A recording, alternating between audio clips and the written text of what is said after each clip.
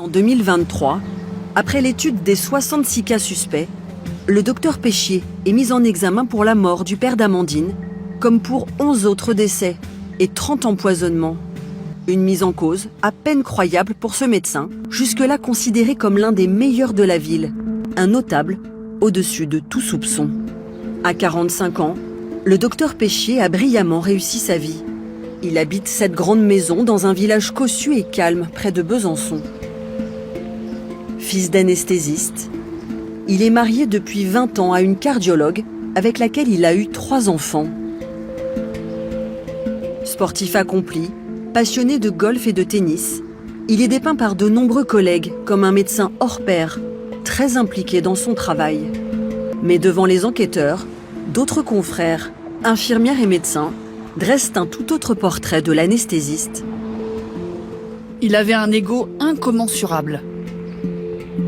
Son péché, c'est pas la modestie. Il a vraiment besoin de se montrer. Il se prenait pour le meilleur, le médecin incontournable. Il a besoin de son petit supplément d'adrénaline. Ce petit truc de venir réanimer, d'être considéré comme le sauveur. L'anesthésiste aurait-il joué au pompier pyromane en empoisonnant les patients pour mieux les réanimer? Pour certaines, il allait les voir en salle de réveil en disant « Je suis le docteur Péchier et je vous ai sauvé la vie ». Expertisé en 2019 dans le cadre de l'instruction, Frédéric Péchier ne présente, selon les médecins, aucune pathologie psychiatrique. Mais les experts relèvent. Une personnalité complexe avec des traits narcissiques, pervers, obsessionnels. Et depuis sa mise en examen, paranoïaque.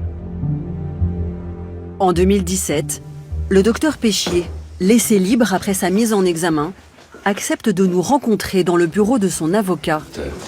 Il nie en bloc toutes les accusations. Je suis innocent. Je n'ai pas empoisonné aucune personne, ça c'est sûr. Quel aurait été mon intérêt? Quel aurait été mon mobile? Je connaissais même pas ces gens. C'est pas la petite dose d'adrénaline qu'on pourrait aller chercher, le sentiment de toute puissance. Je n'ai pas besoin de sentiment de toute puissance. Vous savez, quand j'ai fini ma journée et que tout s'est bien passé, je vais revoir mes patients le soir et je suis content.